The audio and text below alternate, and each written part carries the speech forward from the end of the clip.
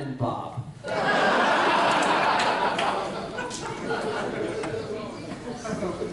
Hades, when the doors would open, you would get in and the doors would close.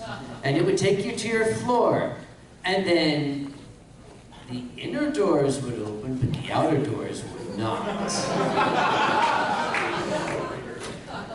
Sir Speedy would take you in the course of 6.5 seconds to the 23rd floor from the lobby, no matter what button you pushed. Confused was similar. You would push a button and Confused would go to a floor. Possibly the floor you selected, possibly not. So it became something of a gamble. You would go in and push maybe 3 random buttons and hope it would get you close. Bob liked to equilibrate himself, because the doors would open and the floor would be here, and then Bob would go,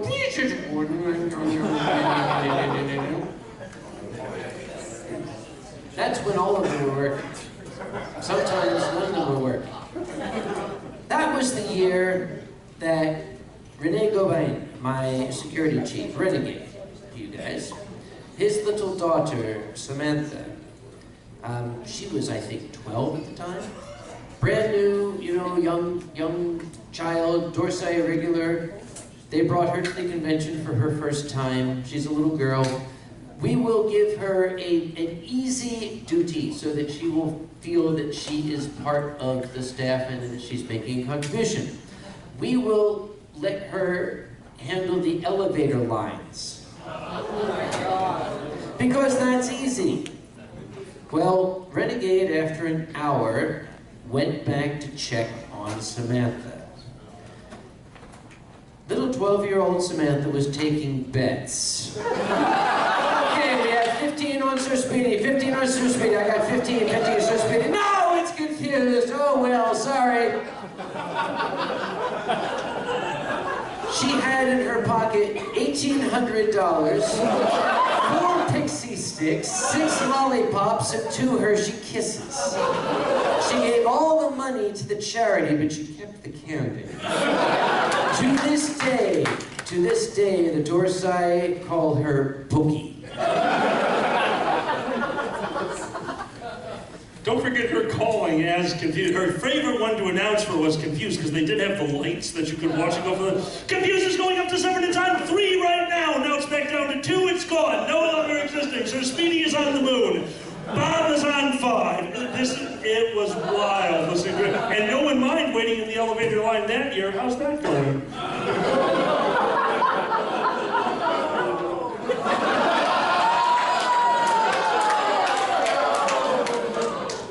Hey, Tien, what do you think? Why did I look? We had a minor, it wasn't a furry con, it was just a gathering for New Year's at a very small hotel. And for some reason, this hotel had those, some of you have seen them, they're pads on the outside of the elevator that you choose your floor before you walk into the elevator. Have you seen these things? But once you get in the elevator, there's no buttons. And furries are shy by nature to start with. And I got to watch an amazing experience. It was like watching the Discovery Channel that was actually filming furries.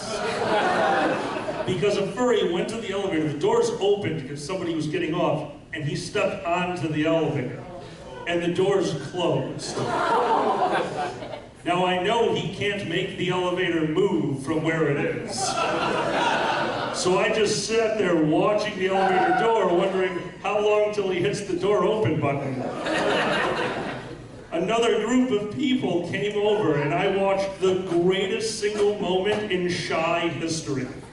They hit the elevator button, the doors opened, he walked out, and like a man tripping who looks behind him to see what tripped him, he walked out of the elevator and did this. My floor.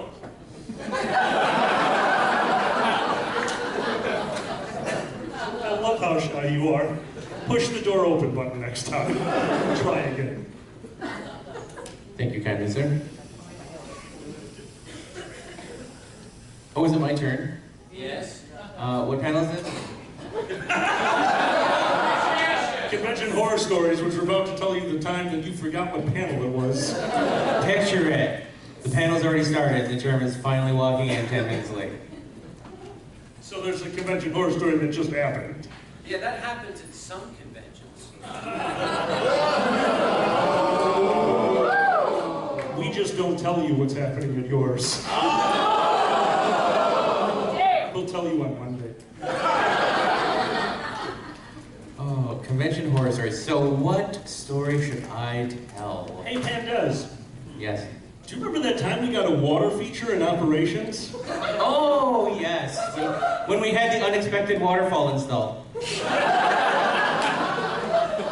So, picture it, back at the Sheraton, a few years back, I forget which year it was probably the second year there, I believe. And we were in convention operations, and all of a sudden there was a... We're looking at it, oh, there must be some condensation up there. So they came in, we called the hotel, and we'll put a little bucket under it. And we go away. And then we're walking around the convention center and run into one of the door side and say, oh, we need to head back to the... Mystery Science Theater. Oh, Mystery Science. Sorry, turning off my radio. So we were at Mystery Science Theater, and what exactly did happen? Was it a door side that came in, or was it the Hotel Liaison? Yes. The Hotel Liaison, that's right. Oh, to Tanya. Oh, I remember Tanya. Tanya. For those of you who might remember. Oh, hell. Anyway. That's a different story. But the Hotel Liaison came in and pulled us out of the room. And she's like, oh, what's wrong? And we're in the middle of a panel. What can we do? What's going on? She's like, well, we just wanted to make sure you were enjoying the new water feature we installed in convention operations. And we were like what, you put a fountain in there or something? Like, no, you have a waterfall in convention operations. What do you mean a water? Like is that like a chocolate fountain? Like do we have bananas to dip in it? That actually sounds delicious. She's like, no. Apparently somebody had decided to run a bath and decided to then lay down while it was filling and fell asleep while the bath was filling on the 6th floor. Convention operations was on the 2nd floor. That's how far down the water came. It filled up the tub, flooded that hotel room down into the room below, flooded that hotel room down to the room below, and so on, till it hit the 2nd floor. And as responsible convention operations team, what was the first thing that you asked her? You remember Is this it? gonna cost us? You're close. Was it one of ours? And she looked at him, and a huge smile went over her face. She goes, nope. And I went from, oh, I'm still upset, but oh. When someone at not your convention messes up, not part of my con, not part of my home. There's something similar related incident happened in an unnamed convention in Florida. I didn't say it. An unnamed furry convention in Florida, where a fursuiter got out of his fursuit and wanted to hang his fursuit up because you want them to dry. And he was looking around for something to hang the fursuit from. Oh, that would be good. Well, that is called a sprinkler. It's a misnomer. It is designed to deliver a large amount of water in a very short period of time. It's not actually a sprinkler. It should more properly be called the hellacious, powerful gusher of God. It scoured the plastic plaster from the ceiling and basically just blasted the room to pieces before flooding the 6 floors beneath it. The funny part is, this isn't the first time it happened. It was years ago at a science fiction convention in Washington, D.C., was it, I believe? Yeah. I'm looking at one of the door sign in the back. How do they know these things? Where it was a similar sort of thing, but apparently this convention had hosted a bondage panel. And they were talking about suspension, and some people decided to go back to their room and try it. Yeah, that looks like a good spot. That convention actually had to change its name. And come back the next year and say, oh no, that's not us. Well, you know they weren't engineers, because if it was about suspension, they would have built a bridge. The funniest part is the parties involved were police officers.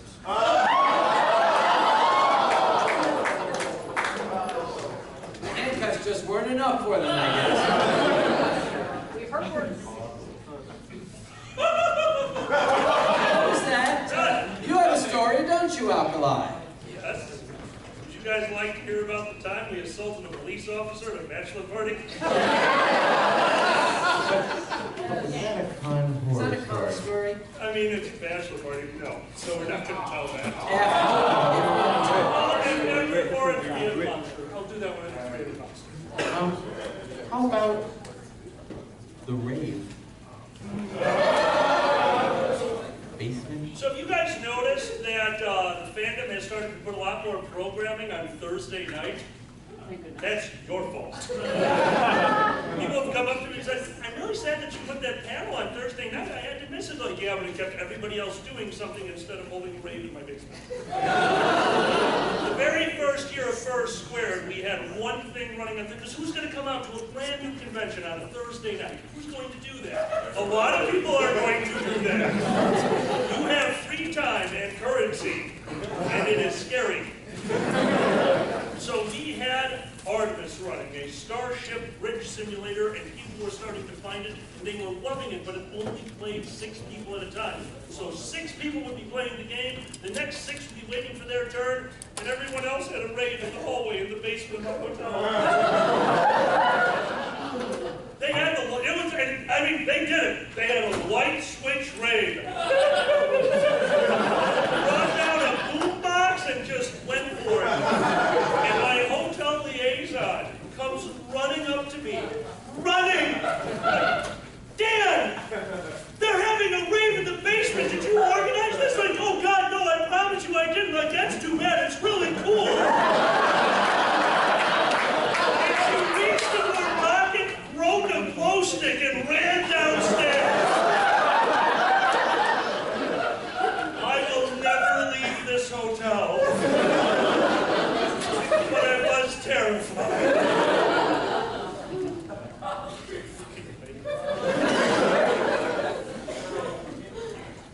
Oh, my turn again. Yeah, my turn. Pandez. Yes? Yeah. Why was there such a laugh when someone said, oh, hell no? Let's tell that story. So, here at this convention, back at the Sheraton, a few years ago, we had the theme, or no, we didn't have the theme. We had a year where we were sharing the convention space, or the hotel, not the convention space, with a fraternity group.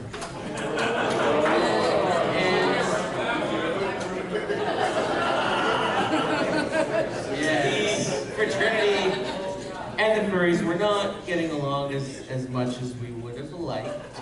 Not the furries' fault, it was the bros. They were, like, calling us names and picking on us. You guys were just like, whatever, leave us alone.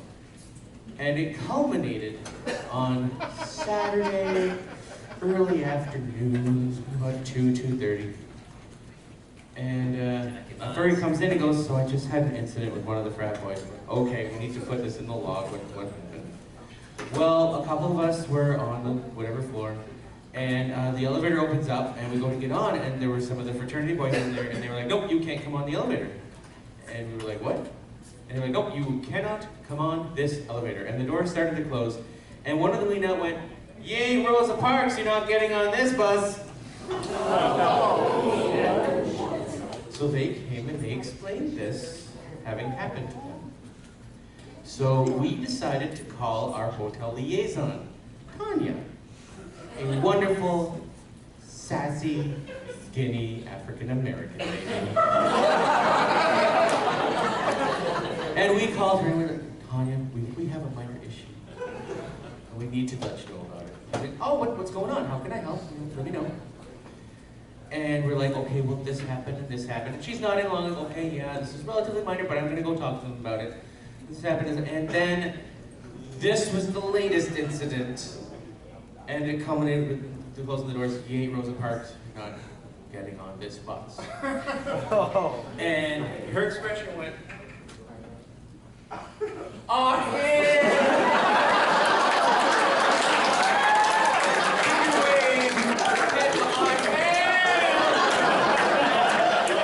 and I swear I heard the door go, and our head of finance, Todd, was like right beside her, was like, no.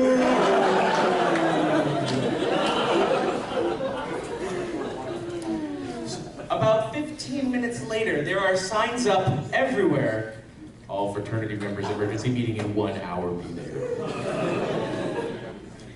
Apparently they had a little lecture because we did not have any more complaints for the rest of the evening. Sort of. Because they started to get along a little too well. I've been responsible for part of that because I attempted to establish a bit of détente myself.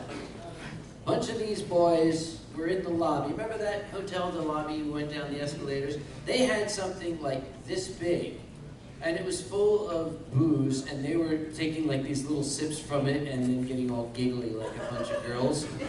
And I watched them do this, and I walked up and I said, excuse me, and I took it and I downed the thing and said, amateurs.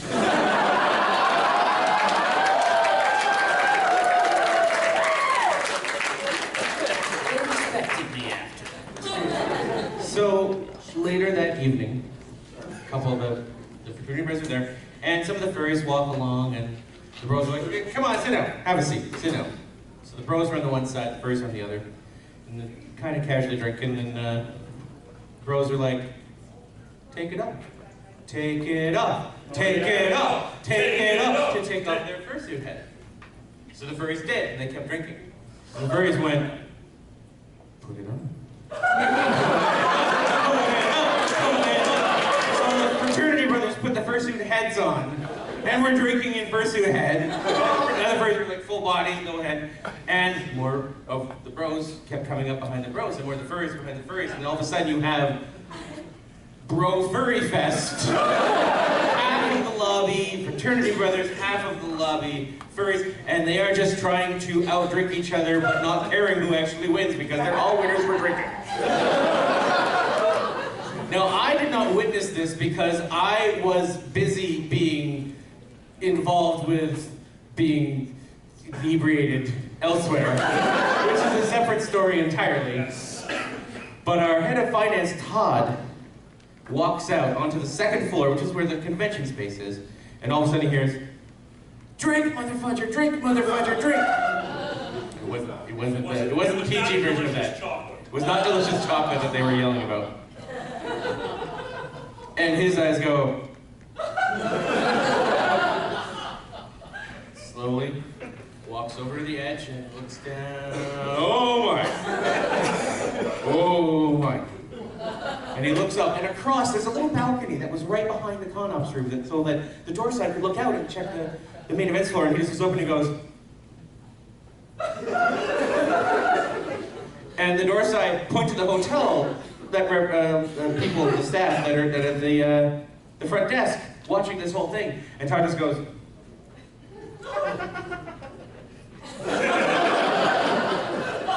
the hotel staff just go, He walked out later, he's like, are you sure that, no, they're finally getting along, let's just let them drink. So that was fun. You should ask the Dorsai regulars sometime about their, I think the second time they worked at MagFest. They like to tell the story because Renegade, the chief of security in IndyFurCon, still treasures the security log. He gives a very detailed security log. And his security log, their second year there, began with the paragraph, despite the appearance of police in full riot gear, the convention was remarkably quiet. You want horror stories, talk to the Dorsai. Their traditional story begins with, no shit, there I was. Why did we not invite them to this panel? Because their stories would outshadow ours. Oh, don't ask me, it's your con. Do you have them at Con Horror Stories at your convention? I don't ask them to, they just show up. I think some of you know this. I have the honor of being in the Dorsai book as of last year. Really? Yep, and Renegade has actually ransomed the page that is on, because last year, how do I put this politely? You fuckers got me drunk. And I don't mean happy-go-lucky Alkali drunk, I mean I'm a performer now and loud! Whee! But the convention was over for the night and I was just performing to an empty room, so I didn't look for an audience. That's pathetic, dude. You have no idea. I went into this hallway right here in the atrium, sat down in a chair, and as someone walked by, I decided to make up their life story. I don't know why. It involved a lot of terrible things, and they were intrigued. And they sat down, and my hat was on the table, and they threw in a 5 to hear more of the story of them and the flaming enema.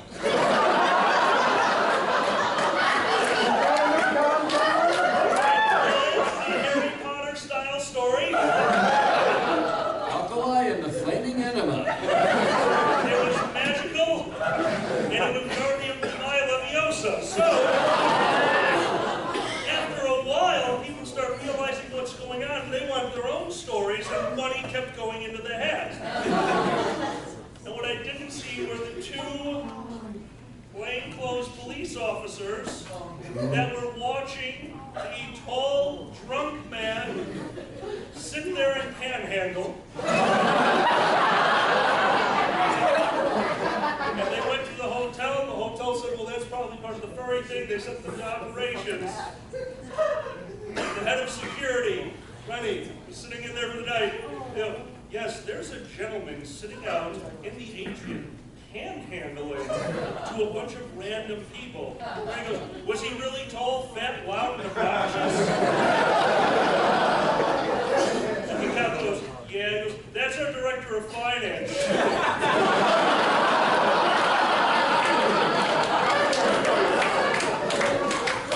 And there is an entry in the book that goes as follows. Alkali was caught panhandling in the atrium. Didn't make enough money. Try again next year.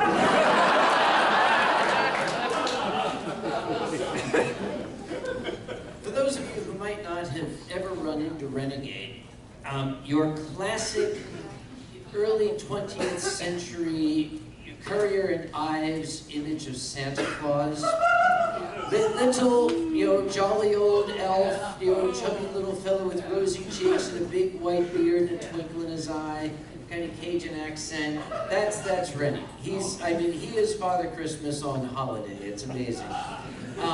The funny part about Rennie is he projects this Father Christmas image.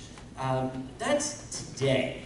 I'll take you back to the 1970s when Rennie was a U.S. Army Special Forces operative in Vietnam. He did 3 tours there, Airborne Ranger. There's so many stories about Rennie, I hardly know where to begin, but one of my favorites was at a convention in Chicago, strangely enough, He was in a hotel that was not the main hotel. There was a short walk through a city street to get to the main hotel, and Rennie was on his way to the duty station. Now, this story was told to me by another one of the door side. And what I appreciate about the door side is they don't embellish the stories because they don't have to. There's no way you can. You cannot embellish the stories. Rennie was walking there, and a young urban-dwelling gentleman leaped out from an alley with a knife and said something to the effect of, "Give it up, old man." And Rennie looked at him and shook his head sadly and said, "Son, you need to find another line of work." And he started walking on, and the young gentleman lunged at Rennie with the knife. And the next thing he knew, his arm was twisted behind his back, and his face was shoved against a dumpster, and this little Santa Clausy beard in his ear was saying, "I told you, son, you need to find another line of work." So Rennie took the knife away from him and just left him there. And as it was described to me, as Rennie got to the hotel and went up to the operations office and tossed the knife into the box with all the others. That's why he's my security chief.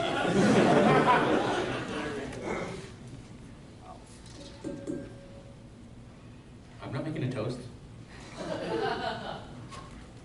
What should I talk about next, Alkali? I'm gonna say hi to Siku back there. That's my dog back there, that's Siku. I just love him all to pieces here. Isn't he cute? Isn't he cute? Hey guys, Yes. have you ever been a board member at a convention with the chairman sat on a condor? Don't talk about the fourth floor incident. I love doing that to him. It's been 2 years. We can talk about It it. is totally, yes, the fourth floor incident. You said we could talk about that. Do it. Okay. So, once again, an event that happened during MST3K. Why do we keep running this panel? The new name for MST3K is just Mistake. There's a reason it's called that, because every time we run it, something happens.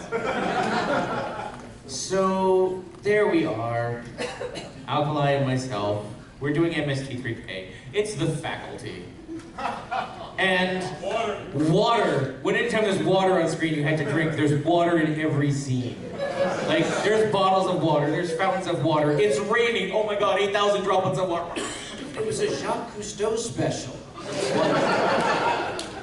And we're sitting there and we're drinking and we're trying to entertain everyone in there, and all of a sudden, our head of finance comes in and taps this man on the shoulder, and the two of them walk out. I'm like, oh, that's weird. Must have been a thing that came up that Todd wanted to talk about.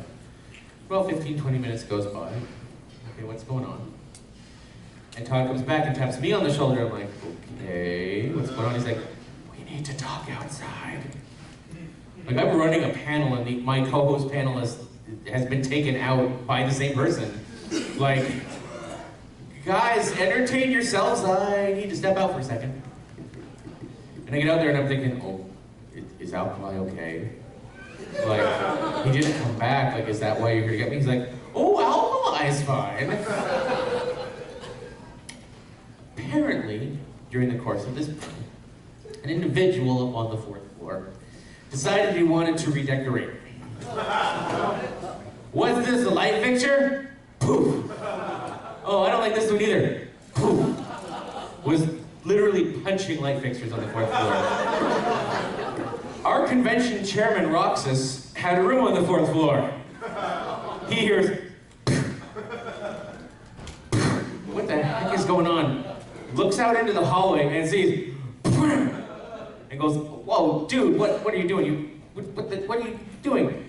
And the guy turns around, looks at Roxas and goes, I don't like you either, and tries to hit the con chairman. Roxas is a huge fan of wrestling.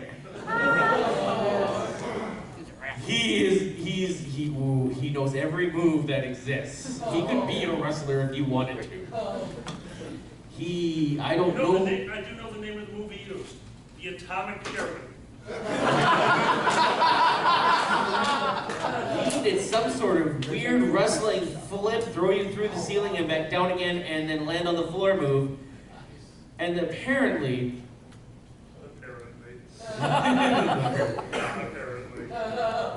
and meanwhile, all this is going on, and people are calling down to the 4th floor. We need Dorsey on the 4th floor. Someone attacked the chairman. And this is being explained to me downstairs like, wait, is Roxas okay? What's really going on? Oh, not a problem. Roxas is sitting on him. Are subduing him because like he couldn't get out of Roxas's death grip. So the chairman's just like... Sorry, we're subduing who at that point? They pulled Roxas off him and had me hold the town. Alkali was called up to assist, and was holding the individual down. And just, Would you like me to? would you mind finishing the story? The gentleman in question had decided that that was the night he was going to truly let loose, because we've all been drunk before, but let's let something dissolve on our tongue.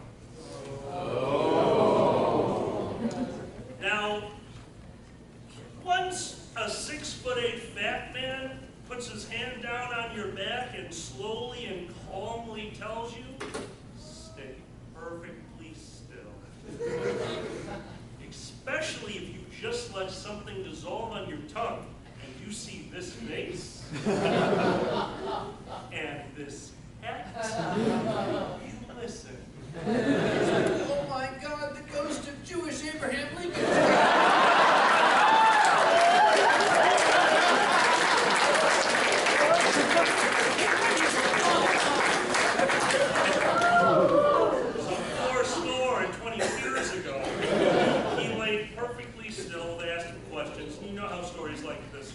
And it would have been a great way to end it right there, but finally, they got him to tell them what room he was in, which was right down the hall.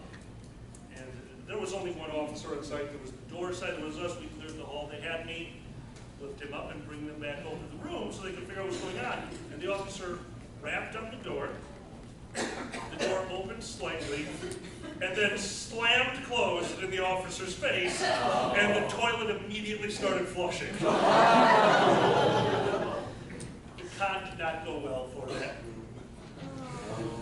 But the part of that, and I'll make this big, the part of that I'll always remember is, I want to tell that story, the quick version again, from somebody else's viewpoint. The financial director came into a panel room and took me out of it. I was stumbling because, yes, I had been drinking. The same gentleman came back in and took him out of it. The panel let out, and there was an ambulance waiting downstairs. The rumor went out that I died. I was so confused the next day. So many hugs. That's right, finally!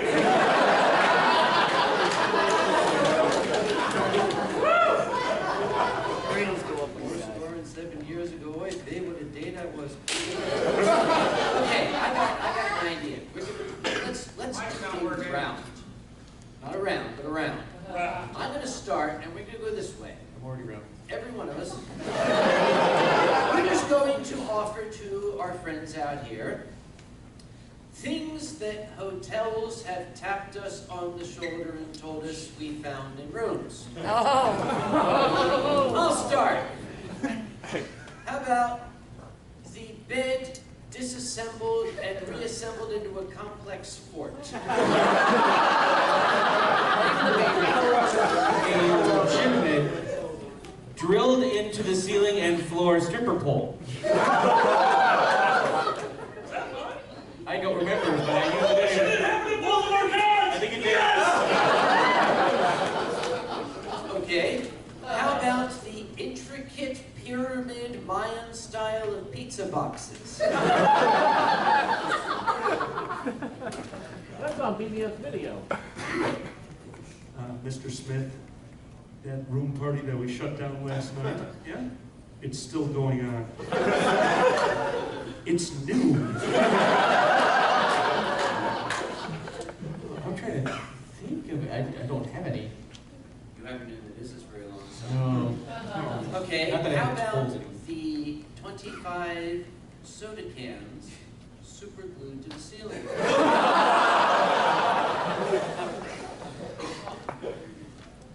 40 ping pong balls, 40 mouse traps, and a bunch of giggling people. How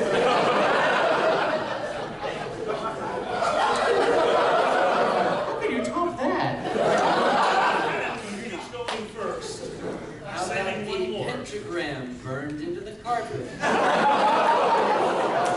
Oh, I love you in this con. You haven't done this shit yet. Damn it, I said yet. Pardon my language. Mr. Smith, who will be responsible for the TVs? Plural.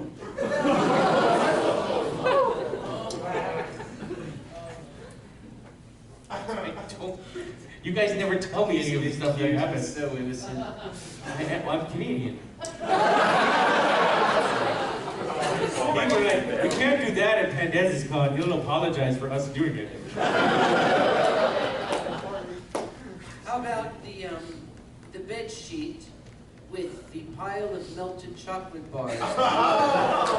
But it was not melted chocolate. Doesn't your con have a chocolate-ish? Not anymore. Isn't there a pudding? No. All right. I'm sorry to pull out the trump card. I really am. Mr. Smith, I'm going to need you to do something about the people in room blank. Oh, well, can I help you? They're playing a game and we don't much appreciate it. What game? They're playing hide the dildo. It's not what you think. You see, they had taken the dildo and stuck it to the wall, and when the cleaning lady came in and poked her in the eye.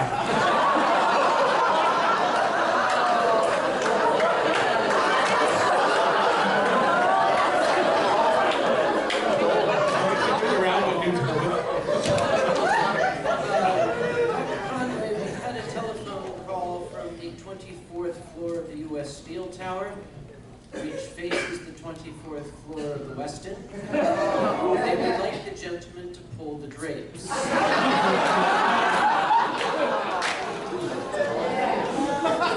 Mr. Smith, we had a call from Samuel Conway. He wants you to open the drapes on 15th.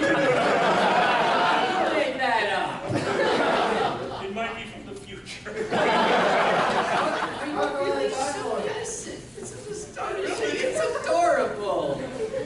Give it 3 years. Des is possibly the nicest chairman. He really, when you really get to know the gentleman, it's like kicking a puppy. You tell him bad things. You don't want to kick the puppy. You just don't tell him shit. We call him on Monday, and we call it all of us are in on the phone call, but only one of us talks like, hey, guess what else happened that we didn't tell you about?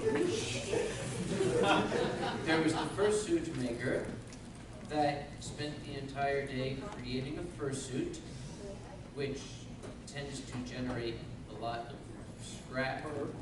And the phone call from the room, operations from the housekeeper. Would you send someone up here? It looks like a cat exploded.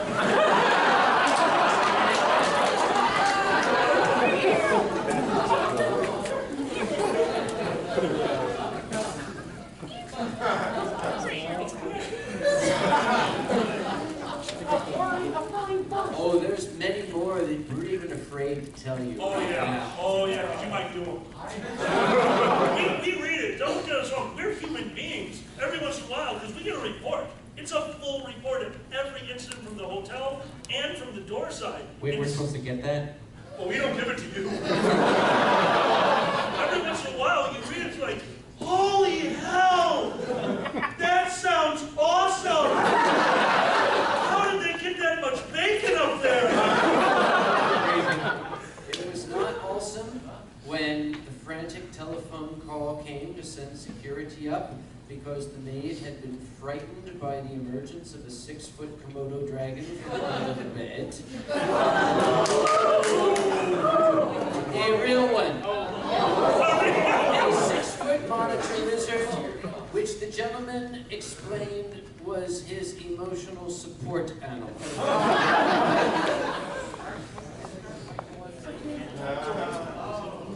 No, your emotional support lizard may not come to my con, okay?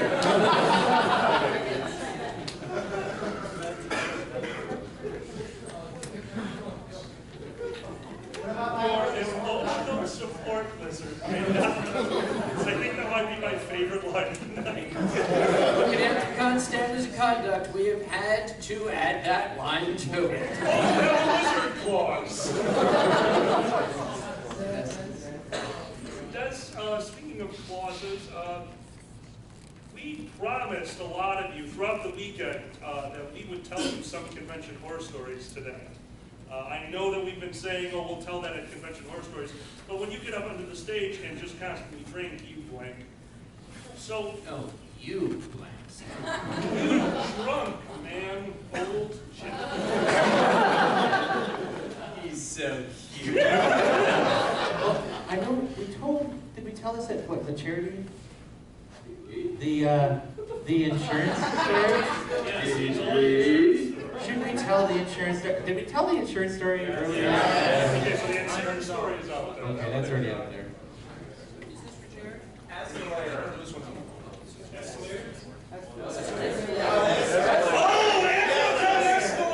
That's the one. This gentleman had me helping with his fursuit parade this year. There was a reason. Yeah. 2 reasons. We turned our fursuit parade into a city festival. Our fursuit parade goes outdoors. How lovely, how fun. But last year, when I was watching people come out, I started to think, we're gonna need a gatekeeper, because the people of Pittsburgh were displeased with the gentleman with the Confederate flag, and I didn't see their reaction because I myself was hiding when the Zentai gentleman came down. You know what I mean? The ones in the spandex head to What toe. color was he? This gentleman apparently knows what Zentai is, but doesn't know what a codpiece is. Because he was pointing the way when he came out. Like, oh my God! He was really excited to be in the first. Oh, was he ever? Oh, you could tell from 50 feet away. Really? So I enlisted Alkali here. We were basically at the top of the escalator for the purpose of saying, you know. But to the credit of the fursuit community, we did not have to ask anybody to stand up. We did have to tell people, that's a no, left, right. Okay, this is not rocket surgery. There are 2 escalators. If you're backed up this one, go down the other one. It's like, why can't these people fucking figure this out? Go down that road, Jesus The Christ. frustration level climbing, it was glorious, especially watching him when we started one escalator, the other, by the end, I don't care if you're mated! You'll meet at the bottom! In hell! I was looking over and I'm like, you tell him. This is what it became. Because, okay, rule number 1 in the fursuit parade, don't stop. Don't stop. If somebody wants a picture, don't stop. And if a family grabs their 4 little girls and pushes them out in front of you, okay, stop. But, okay, we're going to work on that for next year. But when the parade stopped, at one point, I don't know what instinct caused me to look over my shoulder down the stairs at the bottom of the escalators. The stoppage had reached the escalators, which were continuing in a downward direction. And the fursuiters reached the stoppage, and I was seeing the fursuiters basically backpedaling on this. What was it we said? Oh yes. Stop! Oh, stop! And that's how you can tell that he's a professional and I'm still an amateur, because he stopped at stop! I, trying not to incite a panic, but stop or you'll die! He's better at this than I am. They Yeah, he's got a couple of improvements. Yeah. It's a working process. Everyone's a work in progress. Okay. Okay, we've been doing it for 20 years. I'd like to think we've got something figured out by now. We don't know what, but something is definitely figured out. Okay, this is a con. It's not the pyramids of Giza, all right? I have to get the damn thing done. Here's the thing though, like every year you've got new people coming out and a greater number of people, and all of a sudden you've got a number of fursuiters that are bigger in attendance than just the full attendance of other conventions. So And don't forget the bigger fursuiters, legitimately, like guys who dress seriously. like bowling balls and can't fit down the escalator. like me out of suit. Now Des, we're on stage. you are in shape, round as a shape, okay? Loompa, Philip, we told you not to eat that. Okay, I'm totally in love with Siku back there. No. That's the big movie back there. He's like, I'm a movie. I think that's probably one of the best parts about running a FurCon. No matter how bad it gets, your board of directors knows what your favorite animal is, and when you're finally there, when your head is on its way to your hands, ready to cry, they bring in that fursuiter. The last thought before you pass out from exhaustion and depression is, oh. On three. On three. All three of us, we're going to show them the chairman fingers. Gotcha. Ready? 1, 2, 3. These are the chairman fingers. Sometimes they go across like this. Yeah, okay. His are like this. Mine go like this. Cheetah, your inferences are like right across the eyes. Takaza used to do like this. Yep, the guy at the New York Con, his are like.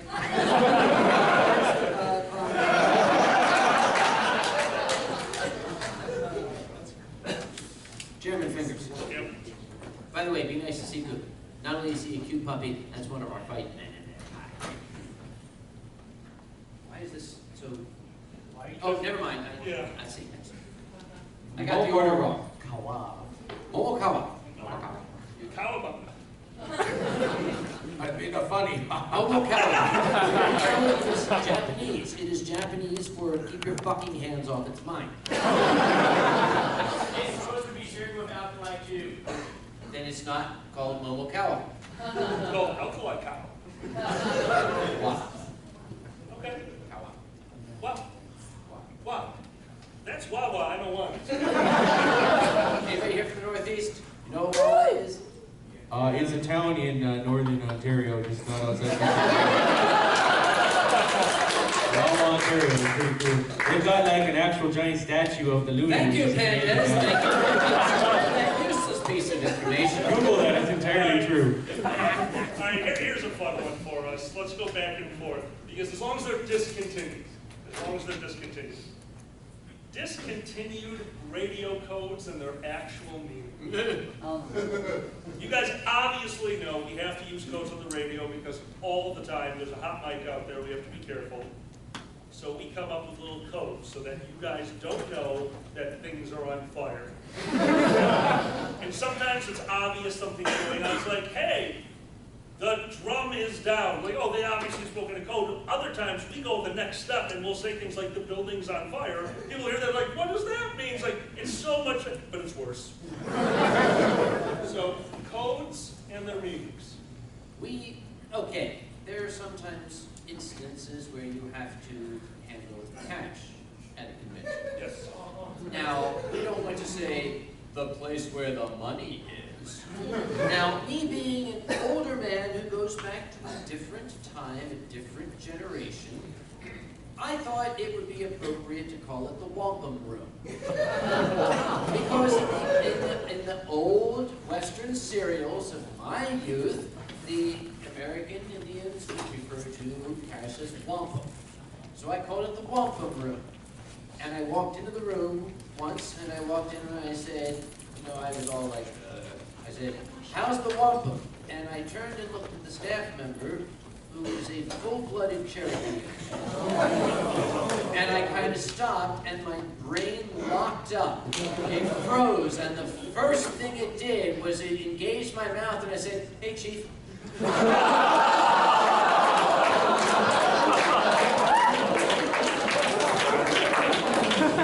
Come back the next week. I felt so bad. We had one to go out over the radio in respect for our convention chairman, and it was everyone meet in operations. And all it was the Canadian has stopped apologizing. That was code for go to ops now. Were any of them done? I'm trying to think. I believe there was one. We need my Lanta in main events because vomit is very acidic, which means we need somebody to deal with somebody who has lost control and vomited. But that kind of makes sense. That's no fun. You should have had something like, the fire plug is no longer green in room 5. So that's how this works. He's new. He hasn't done this a long The time. fire plug is no longer green in room 5. Well, okay. You come up with one then. For vomiting? No. Radio call. That is not okay. If somebody pukes and the radio call is talking about puke, that's not funny. That's true. That's no. So, like, what would you give us one? All right, what's the situation? Oh, the situation? The situation is we've run out of something in the con suite. The Kage has backfired.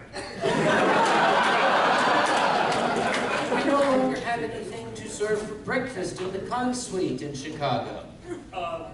5 dead, send back up.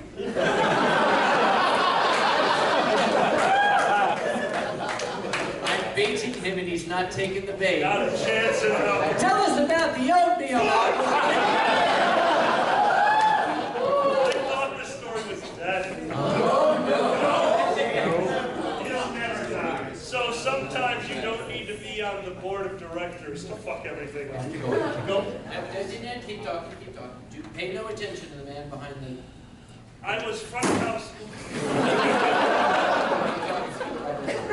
of house lead at MFF for Convention Suite. We had just gotten a brand new Satan. We called the soda machine Satan because it belonged in hell. We will send it there the day we are done with it. I can't wait to see it burn. The soda machine was so bad it would randomly stop putting the water through the system, so you could just get syrup. My favorite moments of it, because you had to reset the system anytime that happened, was a young furry who went over there, went to the Pepsi, put his cup underneath, hit the button, and syrup started flowing out. I saw it, I looked up and said, "Oh, let me reset it." And as he's looking at the machine, he exorcised me. His head started spinning and he stared me down, filling his cup with Pepsi syrup. Let go of the button, immediately got diabetes, and then staring me down, walked away. All right, that's what he's drinking. And he needs an exorcist. So, dealing with this machine was one of the most difficult things I ever had to do, and finally I ended up in back, and it hit the floor. The oatmeal is on the floor. Takasa looks at me and goes immediately into cardiac arrest. Woody looks at me and falls backwards, fumbling for his microphone. And I'm confused. Meanwhile, we hear sirens outside approaching. The radio silence stops immediately and the door side come in. What is the location of the oatmeal spill? And now, no longer caring, Woody grabs the mic and goes, "Bring him through!"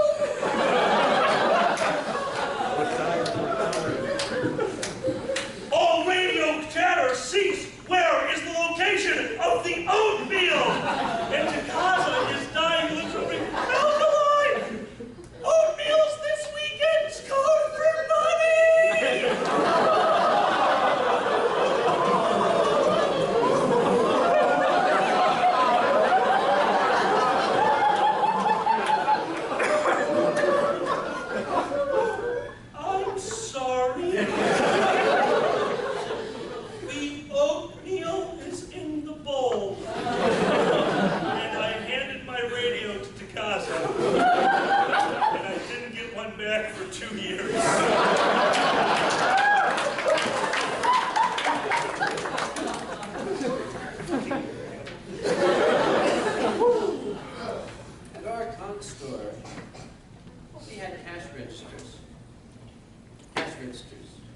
that are electronic. And one year, the constore guys forgot to, we call it a C report, that says this is what was sold, and I needed that information for the tax report. I had to go all the way to freaking Pittsburgh, and I had to dig this thing out. I was suffering a back injury at the time. Thank goodness for the Pittsburgh area furries, they came to help out. We had to unpack our storage locker. Predictably, the particular cash register was in a box at the extreme far corner in the back at the bottom. So we said, hello. And we essentially had to unpack the entire storage locker. All I had to do was put the key in the thing and turn it to Z, the Z position on the ABC Z, and then push the amount tendered, and it would go pa-chunk, pa-chunk, pa-chunk, pa-chunk. There's the report, this is what was sold.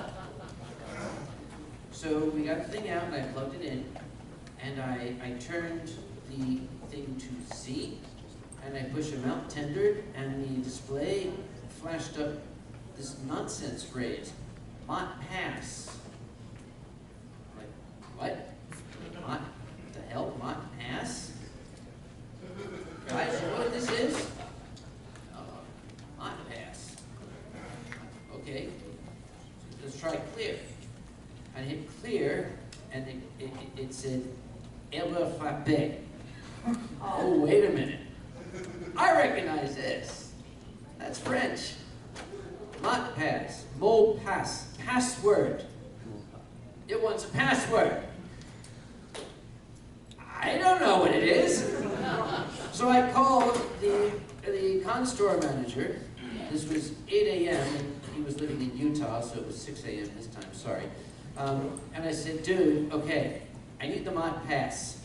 He said, what? And I said, okay, I have two questions. One, what is the password for the cash register? Two, who taught it how to speak French? He said, I don't know what you're talking about. I said, okay, listen to me very carefully. It wants a password, and it's speaking French. What do I do? And he said, why is it speaking French? I said, I don't know! I don't fucking know! Maybe it's from Quebec! It wants to set up its own distinct society in the corner of the storage locker! I don't know! What is the fucking mud pass? You ask the Pittsburgh furries, they'll tell you that's pretty much how it went. And he said, try one.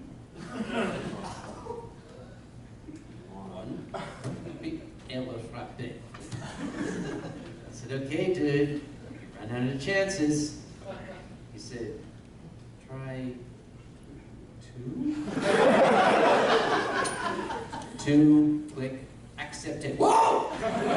Wait this down, the mod passes two!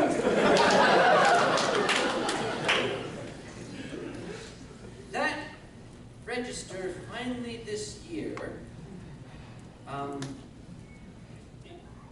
it broke